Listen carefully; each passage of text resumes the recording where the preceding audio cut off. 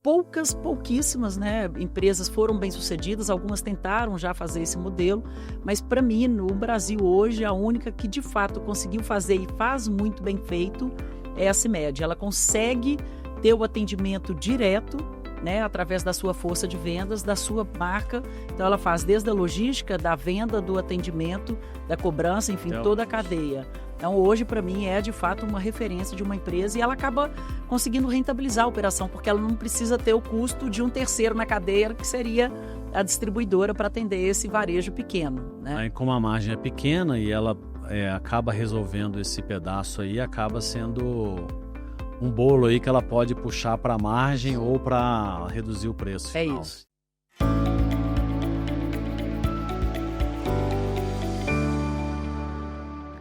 Olá, bem-vindo ao José Adriano Talks.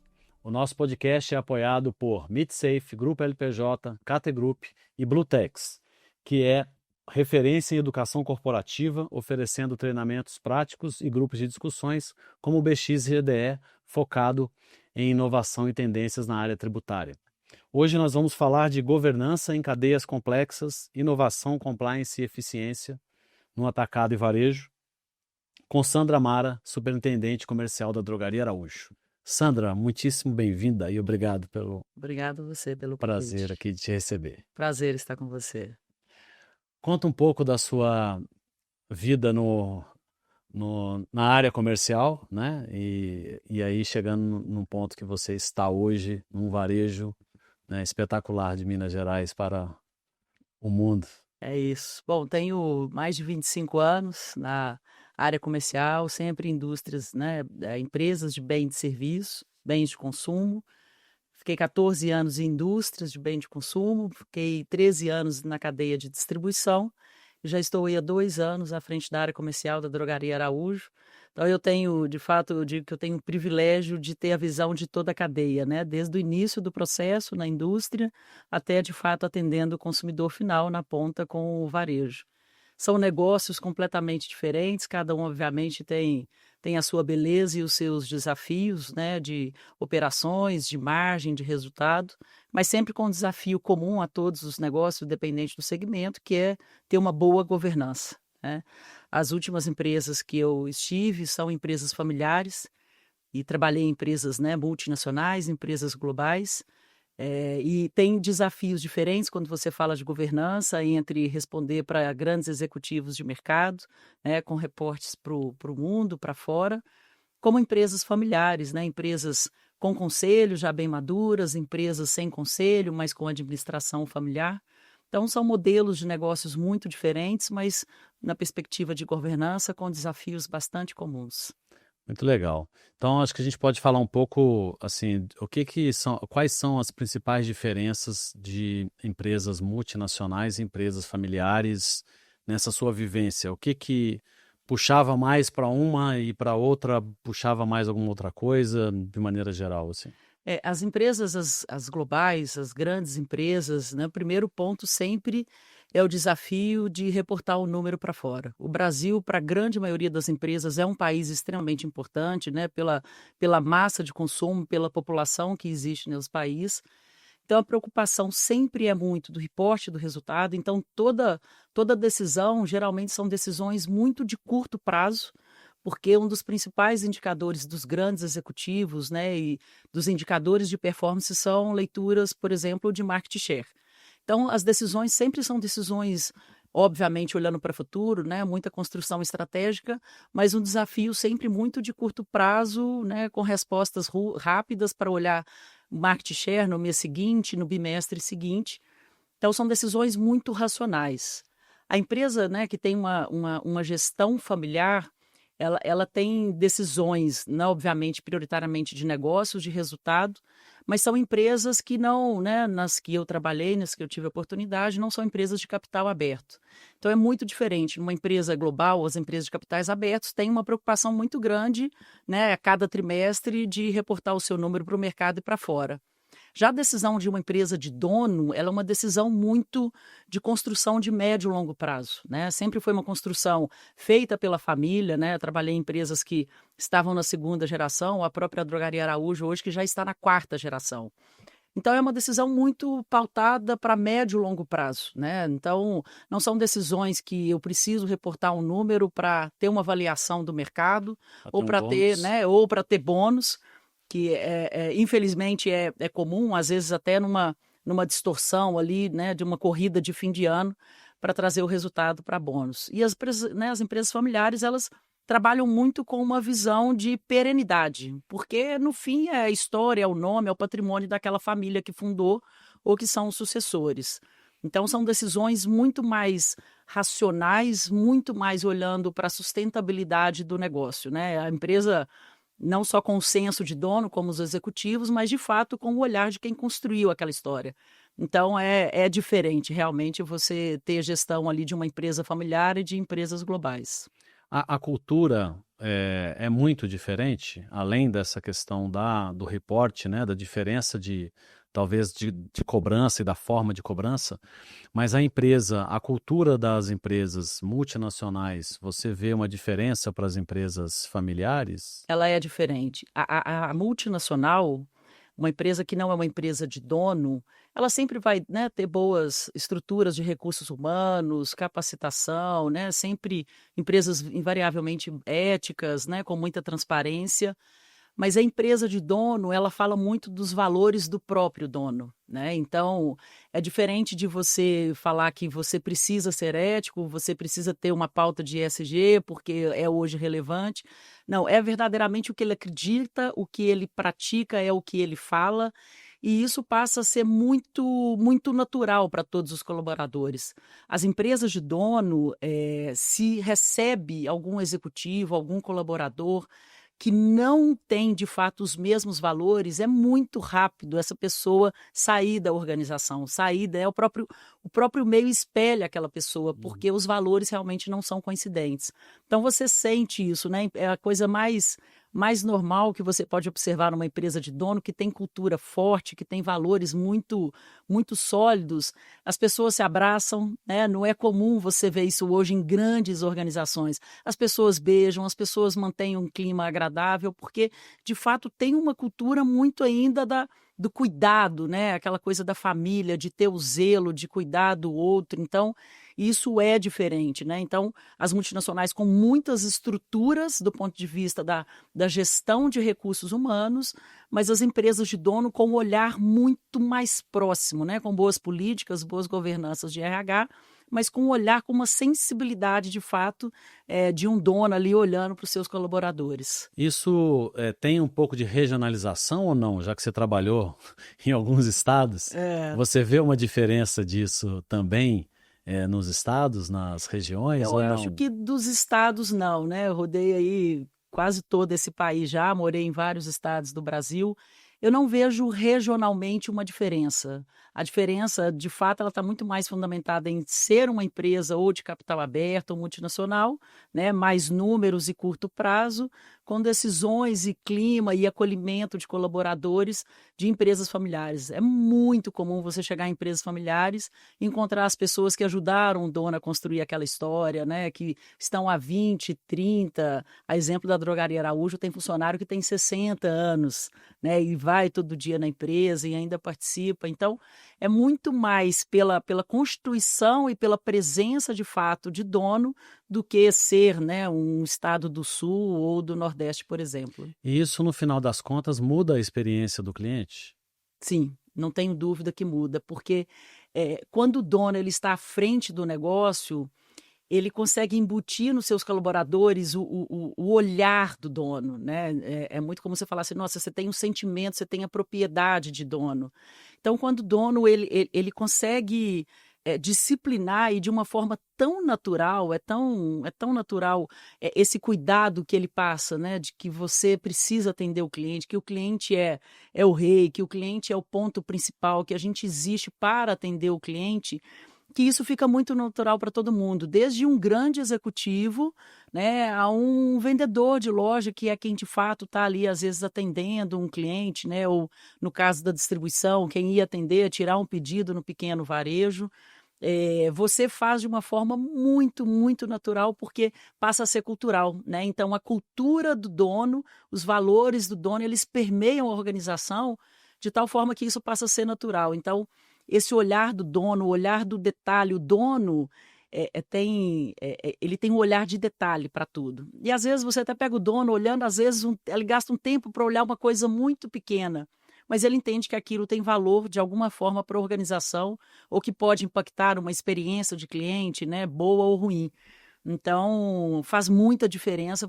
A gente sente isso quando às vezes, né, pegando em Minas, quando você vai num varejo que é de dono, ou quando você vai, às vezes, fazer compra no hipermercado, que é uma empresa global. Você sente que esse atendimento ele é muito mais próximo e muito mais coloroso quando você está numa empresa de dono. E você entende que isso é da cultura É da que o cultura. dono consegue passar para a organização como um todo. É da cultura. Isso passa a ser parte da cultura das empresas familiares. E a diferença de você trabalhar no varejo ou no atacado, por exemplo? Tem desafios diferentes, né? O Brasil é um país extremamente complexo do ponto de vista logístico, né? Um país com muitos estados, com uma extensão muito grande. Então, o pequeno varejo, seja o pequeno varejo do canal alimentar, da farmácia, ele ainda existe porque o Brasil tem uma malha de distribuição muito forte. Então, a distribuição ela está no meio da cadeia, né? Ela está entre a indústria, é um processo de comprar da indústria e vender para o pequeno varejo. O grande desafio, né, da operação da distribuição é a margem. As margens são extremamente apertadas, é um negócio que você precisa buscar muita eficiência competitiva, então você precisa robotizar, automatizar, buscar eficiência tributária, né? O Brasil hoje, para distribuição, ele é extremamente relevante no que diz respeito aos incentivos. Então, hoje, um atacado, uma boa parte da sua margem, ela vem desses ganhos, dessa complexidade, dessa malha tributária que tem no Brasil. Então, é um absurdo, mas às vezes você tem um atacado de São Paulo que faz uma compra por Espírito Santo porque tem algum incentivo fiscal e mesmo com esse custo da cadeia logística, ainda compensa. Então, um desafio muito grande, mas é um setor extremamente importante para o Brasil, né? Porque o pequeno varejo ele ainda é muito relevante, o número de pontos de vendas que existem. O varejo ele já tem, né, a beleza de atender o consumidor final, diferente do atacado que vende para o varejo pequeno. Então, é um desafio diferente porque você já está lidando ali com o consumidor final. Então, a experiência do atendimento, o cuidado do atendimento, né? No nosso caso, no varejo farmacêutico, a dispensação de um medicamento é algo muito sério, né? Você está lidando com saúde. Então, você tem um desafio diferente de encantar esse consumidor final, porque você pode atravessar uma rua e ir numa drogaria A ou B, ou no supermercado A ou B, né? Então, o desafio do varejo, de fato, é fazer essa gestão de portfólio para atender esse cliente e dar para ele uma experiência, seja tanto nas lojas quanto nos canais digitais. Hoje o consumidor ele está multicanal. Não existe mais um consumidor que, né, compra só em loja física. Hoje ele tem a experiência do canal digital e da loja. Então, hoje você não tem uma preocupação, e isso trouxe uma complexidade, né, e um desafio diferente para o varejo. Porque você não preocupa mais só naquele atendimento de atender o cliente no balcão e ele sair satisfeito. Você pensa na experiência dele de comprar, de se o aplicativo está navegando bem, se ele está rápido, se ele faz uma busca inteligente. Então, essa experiência, né, do atendimento ao consumidor final para o varejo, eu acho que é o grande desafio. São duas operações complementares, né, distintas, mas no fim com alguns desafios parecidos. Essa questão que você falou do atacado está com os dias contados. Então, a questão dos benefícios, né? Porque com a reforma tributária vai deixar de ter relevância os benefícios tributários e aí vai entrar a logística efetivamente e com certeza vai ter um impacto para todos, né? E aí, Sim. possivelmente, infelizmente, vai ter um impacto de preço na ponta para quem compra, né? A expectativa para o consumidor final, infelizmente, é de ter algum impacto, né? Aí uns acham mais, outros menos, mas esperamos algum impacto. E tem algumas indústrias que têm distribuição própria. Tem. E você tem os atacadistas e você tem outros que têm distribuição própria. Tem. Faz um paralelo, assim, o que muda para o varejo ou para a indústria quando aquela indústria distribui Você tem poucas indústrias que têm esse modelo, porque é um modelo complexo de gerir, né? Você ter toda a cadeia do início ao fim. Mas hoje tem uma indústria no Brasil que é uma referência, ela conseguiu construir um modelo muito vencedor. Ela é extremamente, né? A operação dela é toda verticalizada e ela consegue ser extremamente eficiente, que é a CIMED. A CIMED hoje é uma das pouquíssimas empresas no Brasil que ela vai, né? Ela é detentora, ela produz, ela faz inclusive, né, o teu próprio insumo, alguns casos como a gráfica é dela, então ela imprime a bula, ela imprime a caixa e ela montou um modelo de distribuição próprio. Então hoje você não tem distribuidores e atacadistas que trabalham com os produtos da CIMED. Ela montou uma força muito grande, né, de representantes atendendo esse pequeno varejo farma e ela hoje faz o atendimento. Então pouquíssimas, né, empresas foram bem-sucedidas, algumas tentaram já fazer esse modelo, mas para mim, no Brasil hoje, a única que de fato conseguiu fazer e faz muito bem feito é a CIMED. Ela consegue ter o atendimento direto, né, através da sua força de vendas, da sua marca. Então, ela faz desde a logística, da venda, do atendimento, da cobrança, enfim, toda a cadeia. Então, hoje, para mim, é de fato uma referência de uma empresa e ela acaba conseguindo rentabilizar a operação, porque ela não precisa ter o custo de um terceiro na cadeia, que seria a distribuidora para atender esse varejo pequeno, né? Aí, como a margem é pequena e ela acaba resolvendo esse pedaço aí, acaba sendo um bolo aí que ela pode puxar para a margem ou para reduzir o preço É final. isso. E ela consegue fazer isso muito bem feito. E eu achei que tinha mais. Então, assim, Não. caso de sucesso, só o dela. Porque o da CIMED é o que eu sabia. Porque realmente tem pouquíssimos. Eu não me lembro alguém que... Às vezes tem empresas muito pequenininhas, mas que tenha robustez de operação, não tem nenhum no Brasil. E falando de inovação, aproveitando que você falou, né, de uma empresa que é muito inovadora, né?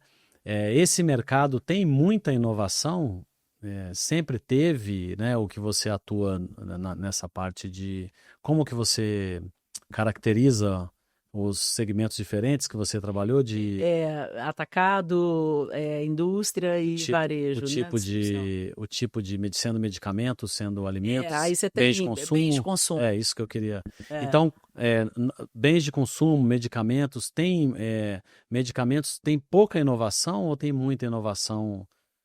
Você tem dois mundos, né? Quando a gente fala de bens de consumo, você vai ter o mundo do medicamentos e do não medicamentos. Ok. Em medicamentos, é muito mais difícil você ter inovação, porque custa muito caro. Então, se você pegar hoje uma indústria, né, um laboratório, uma indústria farmacêutica, você vai ter ali de 10% a 15%, na grande maioria, destinado, né, do seu faturamento, esse percentual destinado a P&D. Né? Então, às vezes você tem produtos que demoraram 20 anos para conseguirem, de fato, serem pesquisados, ter toda a parte de comprovação científica. Então, é muito caro e muito demorado.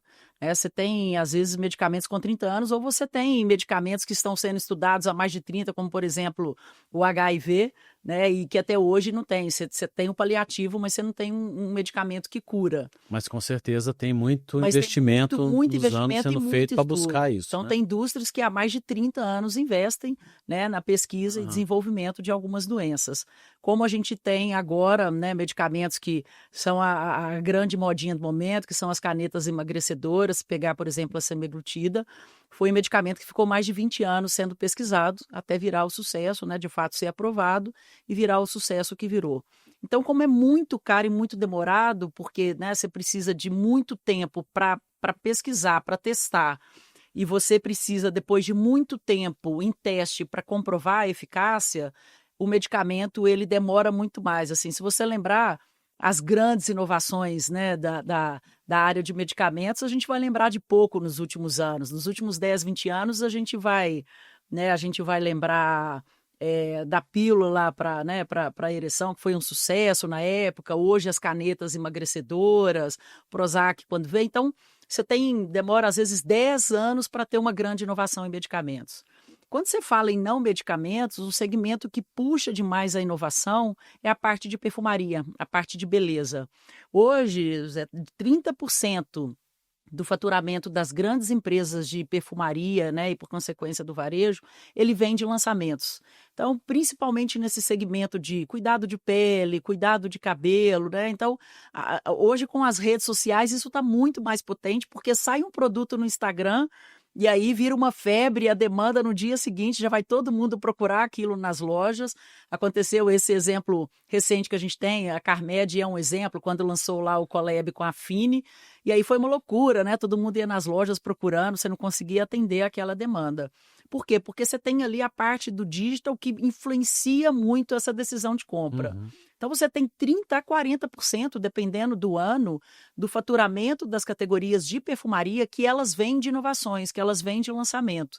Então vem muito esse modelo de, né, uma hora vem uma tendência para cabelos lisos, outra hora para cabelos cacheados, outra hora para clareamento de pele. Então, e a mulher gasta mesmo, a mulher tem uma capacidade de consumo e de, né, graças a isso a gente movimenta bilhões na economia do mundo. Então a mulher realmente, ela sempre, principalmente a mulher, ela quer sempre experimentar coisas novas. Então você tem ali, numa ordem de grandeza, de 30% a 40% de faturamentos novos vindo das inovações das empresas. E aí a CIMED, como ela atua nessas duas linhas, ela acaba tendo muito investimento. Investimento as demais têm também, né? Mas como exemplo, ela consegue trazer produtos inovadores o tempo todo, né? Consegue. Um volume muito alto, né? Consegue. E aí vem de novo a diferença de empresa de dono para empresas que são globais, né? CIMED, João Adib é bastante conhecido no mercado, é um CEO bastante presente ali no dia a dia, né? A empresa é a própria cultura dele e ele mesmo puxa essas inovações. Então, a ideia que eles têm, eles conseguem materializar em 30, 60 dias. Imagina, para você aprovar um projeto numa multinacional, vai para fora, vai passar por conselho, vai ficar 6, às vezes 8 meses para estruturar um projeto, para ir para fora, para poder voltar, a onda já passou. Então, quando tem, é maravilhoso você ver isso na perspectiva da gestão de compras, a gente que vê todas as marcas, você vê a empresa de dono surgiu um fato novo, sei lá, uma onda como foi agora, de lábios, né, de hidratação labial. Você vê uma CIMED, uma empresa de dono, com uma inovação a cada 30 dias, e aí você vê as globais 8 meses depois trazendo um lançamento. Por que isso? Porque a empresa de dono é empresa de velocidade, sentou na mesa, decide e vai colocar o time para executar, né? Então essa velocidade fica muito nítida quando a gente vê isso, inclusive. E como garantir uma eficiência, né, voltando no ponto que você comentou antes, de que hoje vocês têm que estar em todos os canais, né? E aí tanto faz aonde a pessoa está comprando, ela tem que ter uma experiência adequada, né? Como que consegue-se monitorar isso e atuar nessa linha para garantir que tanto faz por que caminho eu tome para comprar, que eu sempre vou saber, eu estou comprando, né, dessa empresa e estou tendo atendimento adequado. A gente monitora, né, desde o do tradicional saque, de fato, né, para entender ali o que está vindo de sugestões, né, onde foi uma experiência ruim. A gente monitora, né, todos os nossos canais, né, digitais, todos os nossos meios de comunicação para entender a avaliação dos consumidores, se tem algum ponto de dor que a gente precisa, e a gente mesmo também internamente vai testando, né, as ferramentas e procurando oportunidades de onde a gente percebe que pode ter algum atrito. A loja é sempre um desafio, porque aí a loja, você está falando de um número muito grande de pessoas que passam por dia, mas aí a nossa linha vai muito na parte de treinamento e de processos muito padronizados no atendimento desse cliente. É perceptível quando você entra numa loja e você vê que o público que está, né, que tá atendendo o consumidor, ele tem um script que está sendo seguido, ele tem um roteiro, ele embarca de fato ali, né, as principais preocupações de atender, se está cobrindo de fato ali a necessidade do cliente. Então, na parte da loja, a gente trabalha muito com essa questão da padronização dos processos e do atendimento ao nosso cliente, e nos canais digitais a gente monitora continuamente para receber os feedbacks e as oportunidades de onde tem ali algum atrito e que a gente precisa tratar. Então, além de cultura, muito treinamento Muito. para garantir esse atendimento padronizado dentro das metodologias. Isso, treinamento e processos, né? Assim, às vezes as pessoas acham que só empresas grandes têm processos, né? Precisam ter processos bem estruturados. E na verdade não. Né? Você pode pegar uma empresa pequena, às vezes você vai num supermercado pequeno, você vai numa loja, né, de departamento pequena, familiar. Todo mundo deveria se preocupar com, né, com a definição de processos e a rotina. Então, as pessoas saberem o que elas precisam fazer, na hora que elas precisam fazer, com que frequência elas precisam fazer, e ter uma boa gestão de rotina, né? E para isso você precisa ter uma liderança muito forte, de garantir que aqueles processos que foram desenhados, né, não importa se é logística, se é CD, se é loja, enfim, que eles de fato estão sendo executados. Então, uma gestão de rotina muito forte, uma definição muito clara dos processos, da documentação dos processos.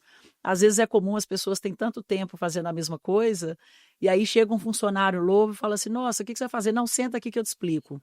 Então, ter a documentação dos processos é um desafio, porque isso não é cultural nas empresas no Brasil, né? Você catalogar, você de fato ter toda a documentação.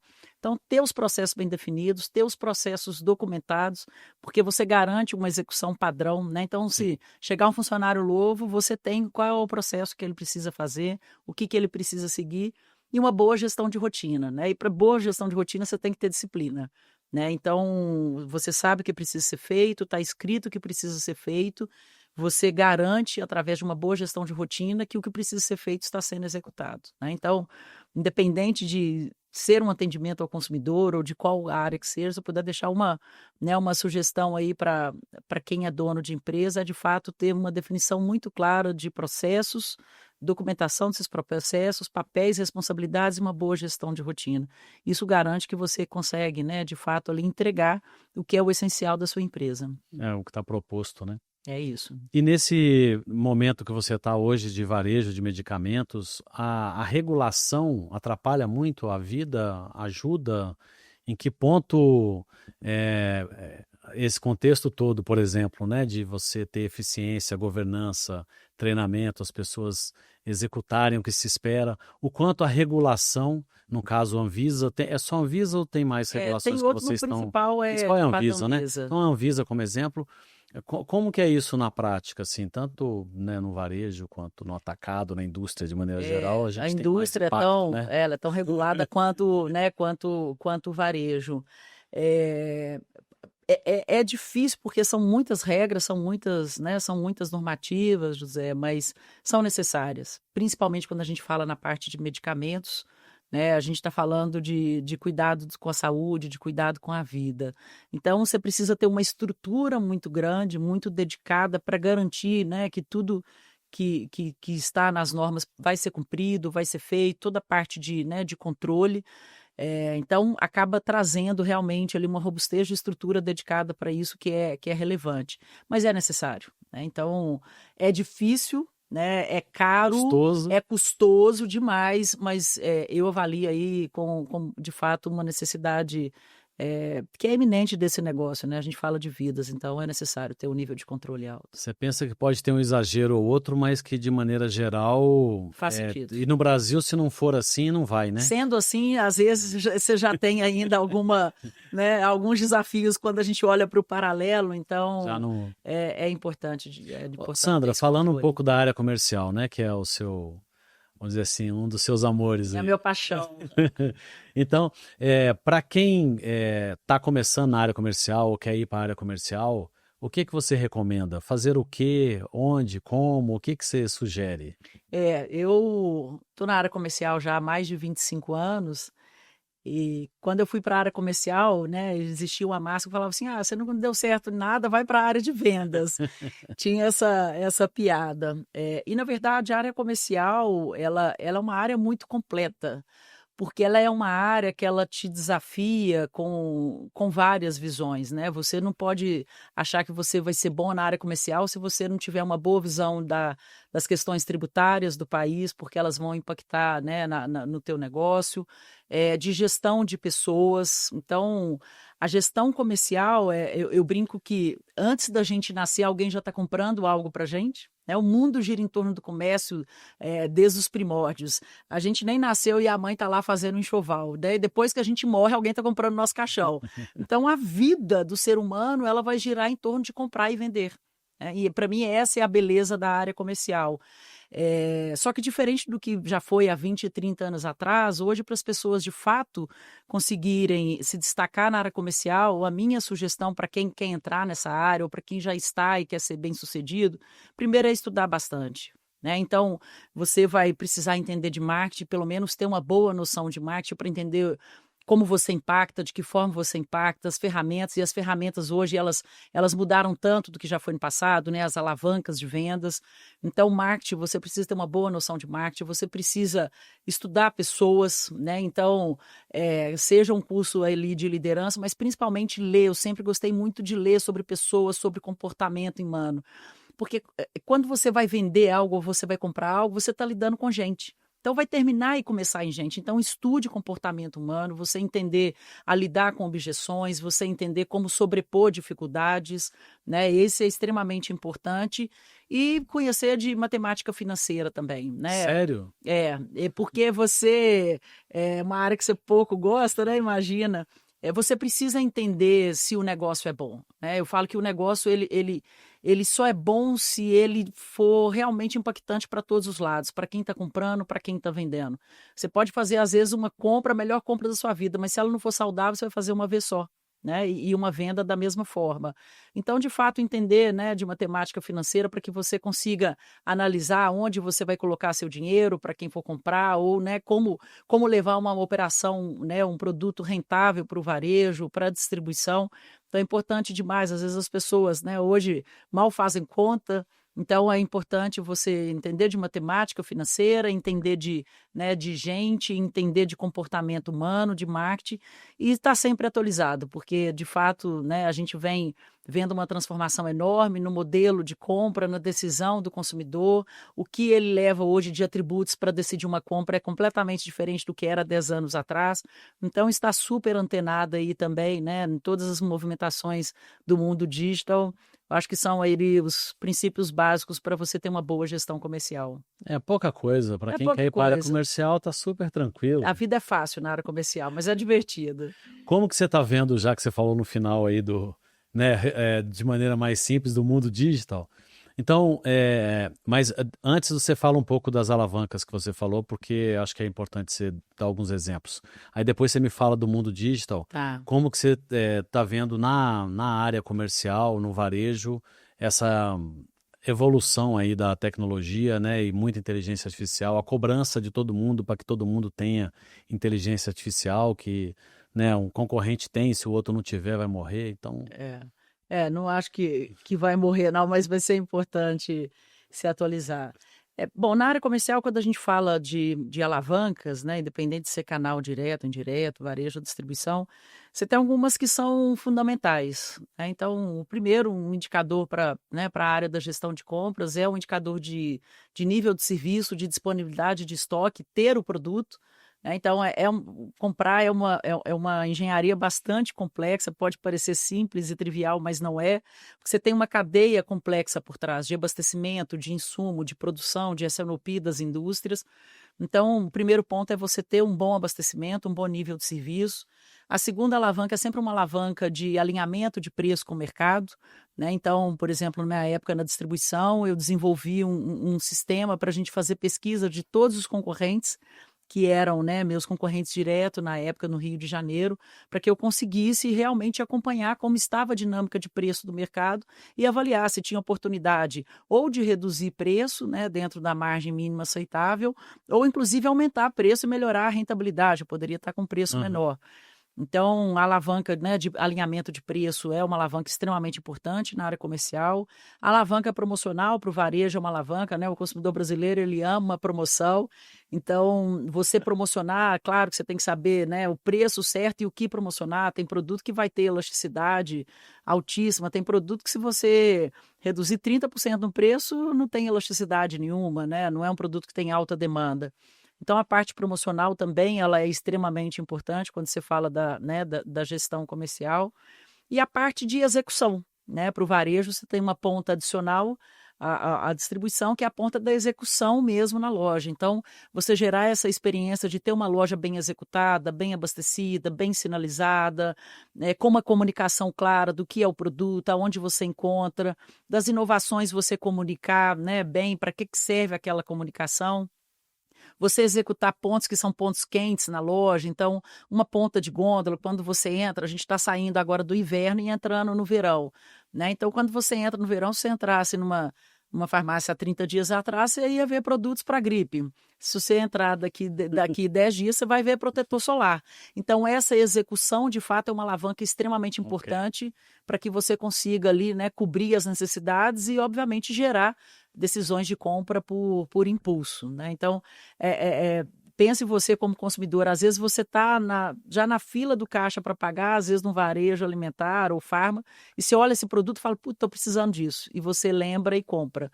Então, você ter esse mapeamento ali, né, e fazer uma boa execução é, de fato, uma alavanca fundamental. Então, é isso, disponibilidade de produto, preço correto, um produto bem promocionado e bem executado são as grandes alavancas ali que cobrem uma boa venda, né?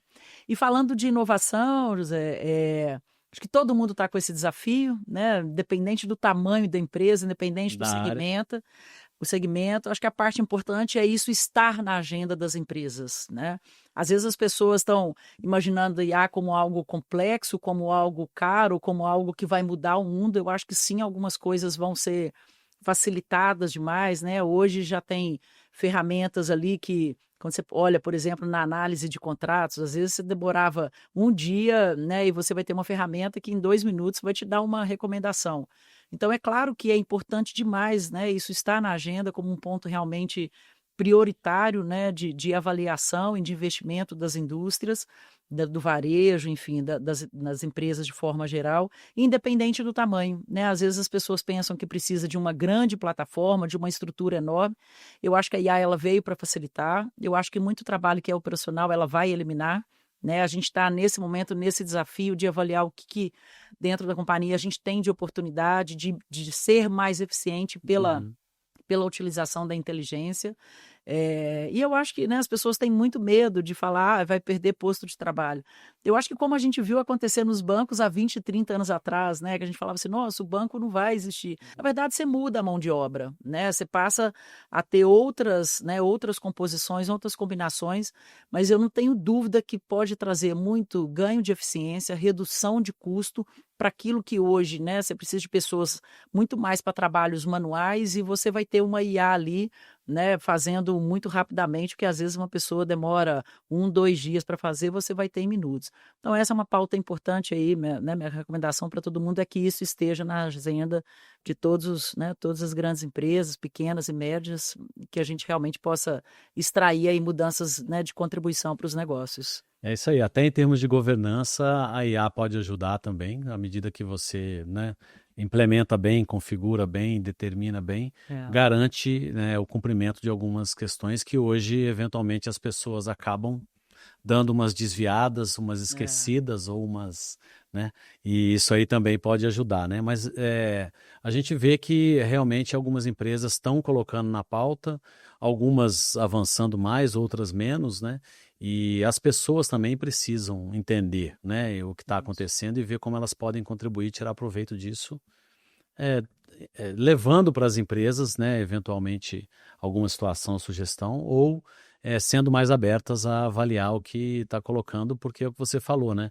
Não adianta ter medo de ser substituído. Algumas atividades, é fato, serão substituídas. Agora, se você só sabe fazer aquelas atividades que serão substituídas, né, e não vai nesse momento evoluir para outra coisa, fatalmente você será substituído, né? Então, está em tempo de todo mundo tomar a decisão se quer ou não quer ser substituído. E usar a IA a favor, né? Tanto da gestão do negócio como da própria gestão de carreira, né? Se você acha que a IA é uma ameaça, se alia a ela, aprenda a utilizá-la e extrair um melhor valor de contribuição para o resultado, né? Isso aí.